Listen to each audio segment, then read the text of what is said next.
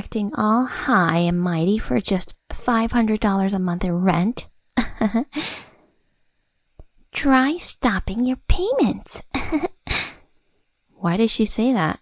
And why am I preparing to leave the house now?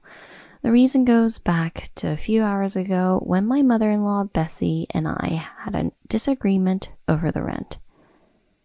Ryan is already in middle school and the expenses are quite significant. Sandra recently started a new part-time job too, so could you please help with the rent?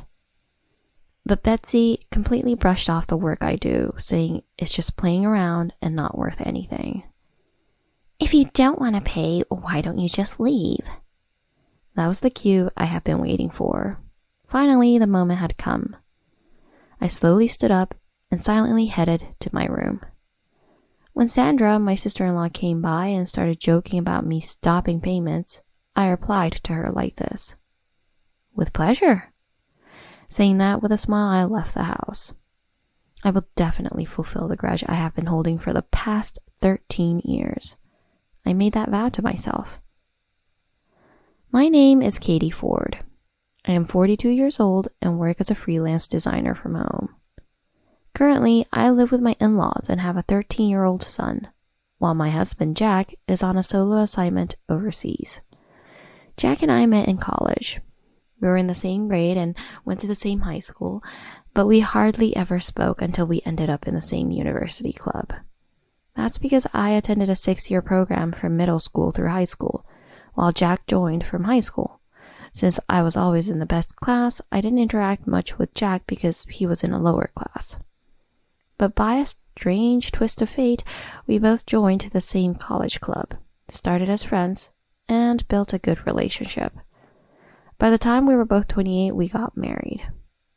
Until then, we had been living together in a modest but peaceful apartment, enjoying our days. But then the wheels of fate turned for the worse. A year after our marriage, at the age of 29, we had to live with my in-laws. The reason was that my father-in-law, Dustin, became ill and couldn't work anymore, needing care. My mother-in-law, Betsy, had always been a housewife, and my sister-in-law, Sandra, seemed to be a part-timer. Jack came to me, kneeling and pleading. I can't handle it alone. I know it's a lot to ask, but please, I need your help. I couldn't say no after that.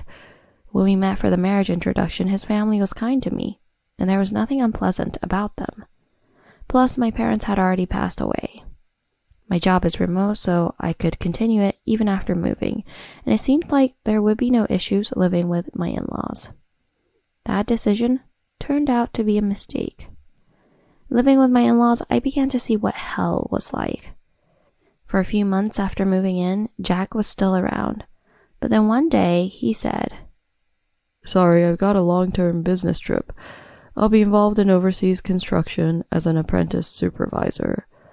I'll be back in the US now and then, but I don't know when my assignment will end. I'm really sorry. I was shocked, though I knew something like this could happen before we married. Jack had joined a major corporation that was pushing globalization, and he had mentioned that he might have overseas assignments in his 30s, possibly staying abroad for several years. I understood all this when we started dating with the intention of marriage, and finally decided to be together. It wasn't Jack's fault, but the timing was terrible. I still felt distant from his family, and I was anxious about whether I could manage without Jack. Still, I had to go through with it. I finally got the courage to say goodbye to Jack, and now my in-laws are revealing their true selves. Hey, Katie, could you do this for me? While I was hanging the freshly washed laundry, Sandra threw her clothes into the washing machine and pressed start, a childish act of harassment under the cold sky. Yes, I was subjected to such treatment from my in-laws. I say in-laws because it wasn't just Sandra. My parents-in-law were no exception, mistaking me for some convenient maid and acting arrogantly. Katie, you married into our family, so it's only natural you do these things. Why can't you do such simple tasks? I wish I could see your parents' faces. Knowing that my parents had died early due to illness, she says such things. Moreover, Dustin drank too much, which led to his illness and collapse. Despite his condition limiting his mobility, he made demands. Hey, the liquor bottle is empty. That's why I hate women without manners or etiquette. If you're the bride, you should immediately go and buy a beer or two from the store. It's common sense, as I can't walk and it's inconvenient for me. Show some consideration. He banged the empty liquor bottle on the table and yelled at me. This was the daily norm. The appearance of my in-laws has always been a facade. From the beginning, they put on a friendly face during the marriage introduction, only to deceive me and use me as a convenient housekeeper. Jack, too, was deceived. Many times I thought about contacting Jack, displaying his number on my phone, but he was involved in important work overseas. Mixed feelings of wanting to share my sorrow and not wanting to bother him stopped me from calling.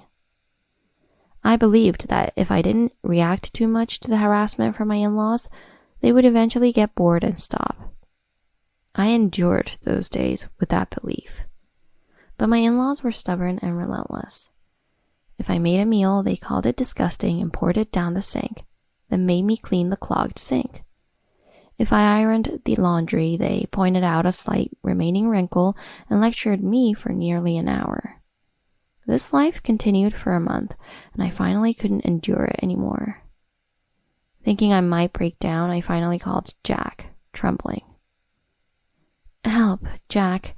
I can't take it anymore. Every day I can't bear the treatment from your parents and your sister. After receiving my SOS, Jack was initially flustered, but he gradually regained his composure and said, I got it. Knowing you are in such a state, I can't just focus on work. It might be tough to come back immediately, but I'll talk to my boss to see if there's any chance I can return within a month. I'm sorry, right after I suggested we live with my parents, I had to go on a solo assignment. Jack is my ally. Just thinking that made me feel somewhat relieved. Even after I opened up to Jack, the harassment from my in-laws continued. So, you snitched to Jack, huh? I thought it was odd getting a call from him, and he was telling me to stop bothering you. Seriously, what a terrible woman, making us out to be the bad guys. There was still quite some time before Jack would be back home. Jack tried to even help me out a bit by scolding Betsy over the phone. But that backfired. Betsy was deeply upset about being scolded by her beloved son, and naturally she directed her anger towards me. Did she think I wouldn't tell Jack? But still, I know for sure that my anger and sadness are valid. I don't want to divorce Jack, and I want to cherish his family as if they were my own. I never imagined that accepting to live with them would lead to this hell. Betsy won't stop bothering me every single day, and Sandra keeps giving me a hard time for no reason. Dustin was being rude, didn't care about the doctor's advice, and made me go buy more alcohol and snacks. Moreover, my in-laws were under a huge misconception. Like, even I can work a part-time job. It's so embarrassing that you just stay home and depend on Jack. Everyone seems to think I don't work. Remote work has become quite common recently, but the work from home they imagine is very different from mine. For example, people working from home from a company might start their workday with a check-in or attend meetings via the web. But I am not employed by a company. I'm a freelance individual entrepreneur. I work when I like and take breaks when I don't feel like working to refresh my mind before I start again. It's not particularly unusual. A friend of mine who is also a freelancer as a writer leads a similar life. But to Sandra, it seems like I'm just slacking off. She claims to be working part-time, but in reality she breezes through about 4 hours a week and hasn't contributed financially at home. I've even seen her take pocket money from Dustin because it's not enough. And then she has the nerve to call me embarrassing. but I kept my mouth shut to avoid any trouble. There was a reason I didn't leave, even though I was being mistreated. And that was because I was pregnant. A month after that call, Jack finally returned home. He immediately called my in-laws to the living room and lectured them. But the three of them didn't seem to listen at all, appearing as if they were just letting it wash over them. Probably because they knew Jack would eventually go abroad again. Just get through now and the bothersome Jack will be gone, and they can freely make use of me again. It seemed that to my in-laws, Jack was just an ATM, or a convenient way to have brought home a working bride. I felt insulted on behalf of my loved one, but kept silent for the moment. After receiving the lecture from Jack, Sandra puffed her cheeks and complained. Like, what's with a husband who doesn't come back from abroad even though his wife is pregnant? At those words, Jack turned towards me, surprised. Sorry for not telling you. Actually, right after you were coming back, I started feeling unwell for no apparent reason. So I decided to go to the hospital recently and found out I was pregnant. I ran into your sister right outside the clinic. It wasn't my intention for my in-laws to find out. I was really happy when I found out I was pregnant, but I didn't want to stress Jack out by telling him now. I knew he'd want to rush back. So I kept silent, planning to quietly tell Jack when he returned, but it was unexpected that Sandra would see me. When Sandra saw me coming out of the clinic, she approached me with a grin and said, "Oh, congrats! My brother's the eldest son, so that child would naturally be the heir, right? I'll be sure to report this to Dad and Mom for you." The pregnancy became known to my in-laws that day, but that didn't change anything. They continued to treat me like a maid as usual. Jack got even angrier when he heard everything, but until the day he returned to his post, the three showed no sign of remorse. It's impossible to leave you here on your own like this. Jack suggested that maybe I could move somewhere else by myself, but I politely declined.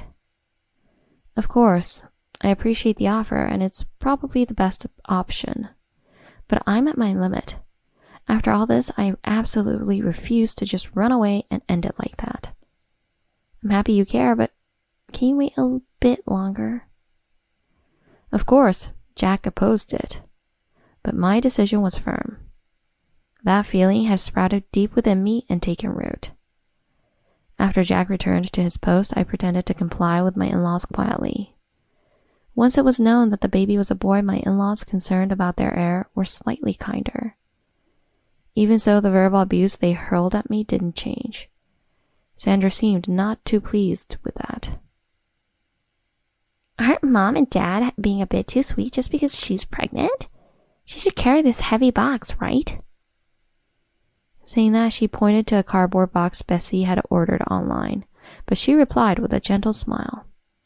The child in her belly is undoubtedly Jack's, right? He's a precious male heir, so it's fine for now. Once she gives birth, she's off duty and we'll treat her like a maid again. Hearing this, Sandra smiled happily.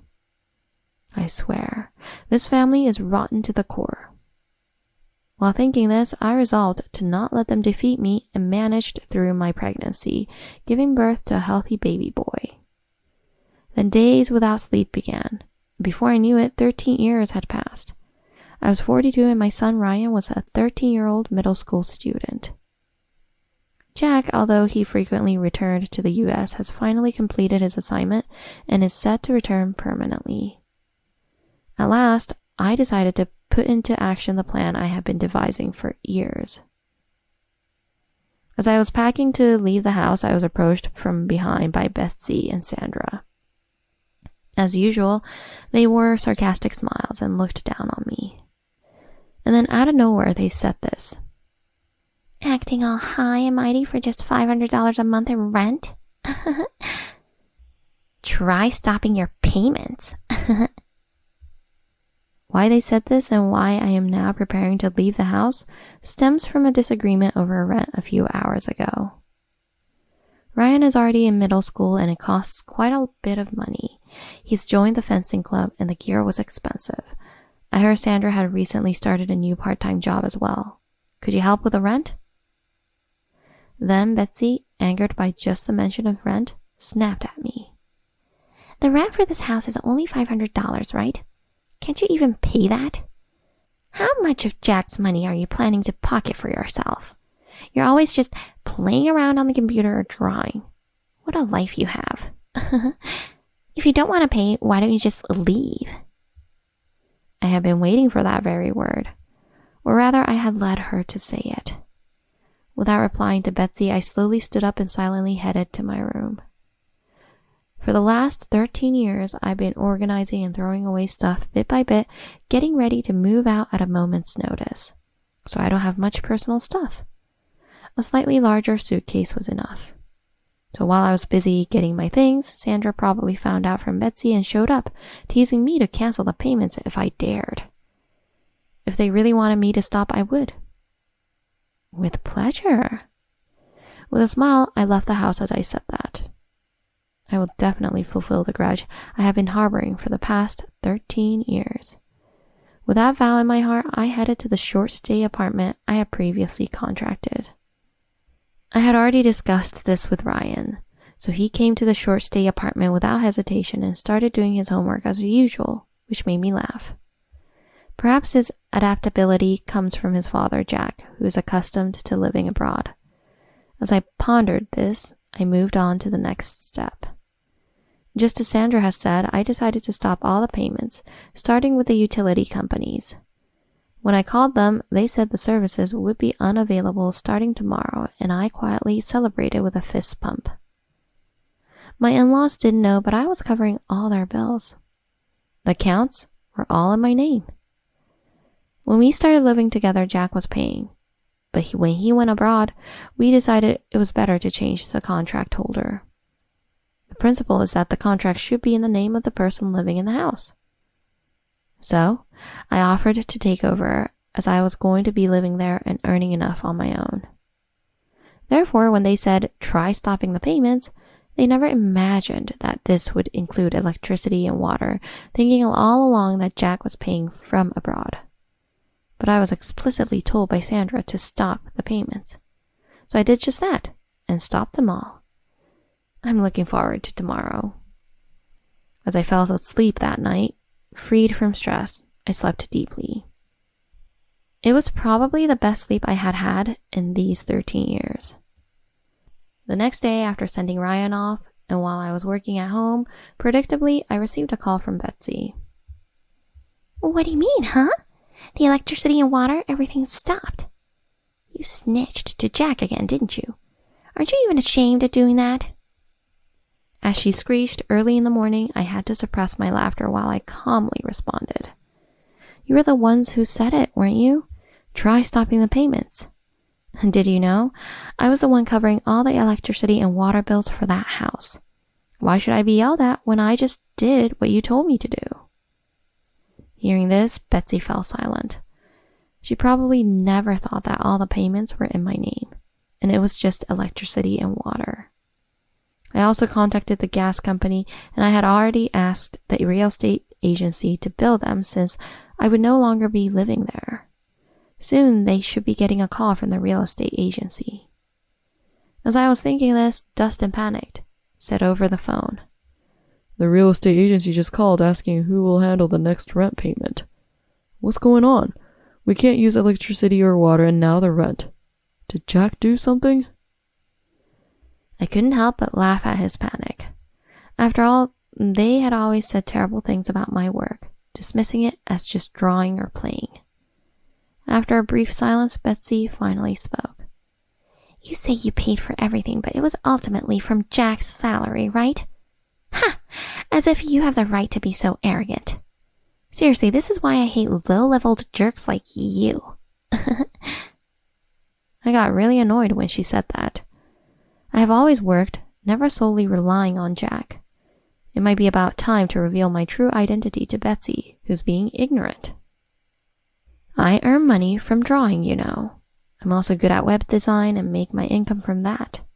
My annual income exceeds $100,000. If you call that low level, you must be quite the impressive person, huh? I could tell Betsy gasped in shock. She couldn't believe it. After all, she had looked down on me, thinking I was just playing around, only to be told that the daughter-in-law she underestimated earned over $100,000 a year. Wait, that can't be true. That lie won't work on me. Still refusing to believe, I told her the name of the company I founded and suggested she look it up herself. It seemed Sandra, who might have been listening on speaker, did just that and exclaimed in surprise. No way. It's true. It says Katie Ford right there as CEO. How could you keep this a secret? It wasn't really a secret. They just assumed all along that I was unemployed. They never knew they were underestimating someone who was supporting their lifestyle. I could endure these 13 years because I had Jack and Ryan by my side. Of course, I could have run away, but doing so would only make me the butt of jokes among those in-laws, making me feel even more miserable. Therefore, I decided to endure without fleeing until Jack returned, planning to have my grand revenge in the end. The plan was to sign a lease for a short-stay apartment as soon as Jack's return was confirmed, and then leave the house. I could have just cut off the electricity immediately, but then those greedy three would likely say afterward, "So you're having fun manipulating people since you control the living expenses." Knowing they could brazenly say such things, I decided to turn the situation to my advantage. If I could make it look like they asked me to stop paying, then I wouldn't get in trouble for stopping. I was wondering how to create such a situation when they easily fell into the trap and said, "Go ahead, stop the payments." I can't forget the smug look on Sandra's face when she said it so confidently. More amused than hurt, I knew exactly how things would unfold afterward. My in-laws finally figured out they messed up, and now they're bending over backwards to make it right. Oh, so that was it. Were you being considerate of us? If we had known you were paying, we would have treated you accordingly. I nearly lost my temper again. Essentially, if I had really been a non-earning housewife, they implied that such treatment would have been justified. What they did was just unacceptable. Betsy couldn't apologize properly and let her useless pride get in the way. She started saying stupid things that made me even more angry. I don't want to hear such excuses. I've stopped all payments as you instructed, and I have no intention of going back there. Jack and I will live with our son from now on. I don't want to live with you all anymore. You'll have to manage on your own. With that, I hung up the phone. Afterwards, their calls kept ringing, but it was too troublesome to respond, so I just blocked them. The incessant ringing stopped suddenly, providing a significant relief from stress. Now all that was left was to await Jack's return and really put them in their place. I looked forward to that moment and enjoyed a brief period of peace. Then finally Jack returned. Perhaps because of his outdoor work, his skin had tanned to a dark brown, and he was smiling, showing his bright white teeth. Yet his eyes were firm and resolute. "I've kept you waiting for a long time. Let's go." With a firm nod, I drove with Jack to the faithful in-law's house. We arrived, rang the bell, and out came Betsy looking worn out. Her skin was rough, and her hair was messy with grown-out roots. When I was contributing financially, they had freely spent, but now only the unemployed parents and their part-timer daughter were left. This too had been part of my plan. People who learn to indulge on others' dimes seldom revert to sensible financial habits. Leaving aside Sandra, the past 13 years of sweetness were unbearable for my in-laws in their current situation. Betsy slowly raised her eyes to look at us. As her eyes finally seemed to refocus on us, she stared intensely. She opened and closed her mouth a few times as if wanting to say something, so I asked what had brought her to such a state. Suddenly, Betsy erupted in anger. It's all your fault. You kept quiet about how much you were earning. Deceiving us. How dare you? Ever since you left, there's been no money, but expenses keep rising, and I've been taking care of my husband. Sandra is useless, just fooling around. Why did I raise such terrible kids? It's infuriating. Betsy never owns up to her mistakes. She's really full of herself. Astonished, I was about to argue back when Jack quickly responded. I'll return those words right back to you. It's absurd that you think kids should unconditionally devote themselves to their parents. You've been saying, Sandra, being a woman will just get married off, so leave her be. Look what that resulted in. A woman over 40 who can't hold a decent job and just lazes around at home. Betsy was left speechless, and she was skilled at making it seem like she wasn't to blame. Actually, she was always planning how to look innocent. It seemed that Sandra was no different, having learned from her parents. After arguing at the doorstep for a while, Betsy's phone suddenly rang. With a click of her tongue, she paled upon seeing the display, then hastily answered. It was the police. Sandra has died and dashed, and the police are holding her, asking me to come pick her up. What is she doing? Currently, only the in-laws are at home as Sandra went out with a friend or someone. It appears she assumed her meal would be paid for from the start.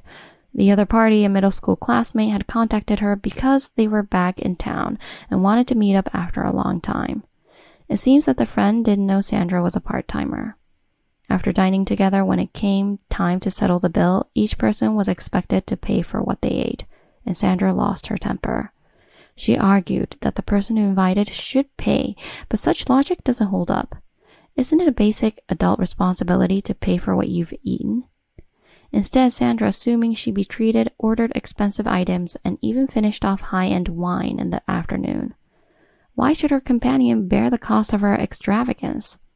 No matter how one looks at it, Sandra was clearly in the wrong, yet she claimed ignorance and dashed out of the restaurant without paying.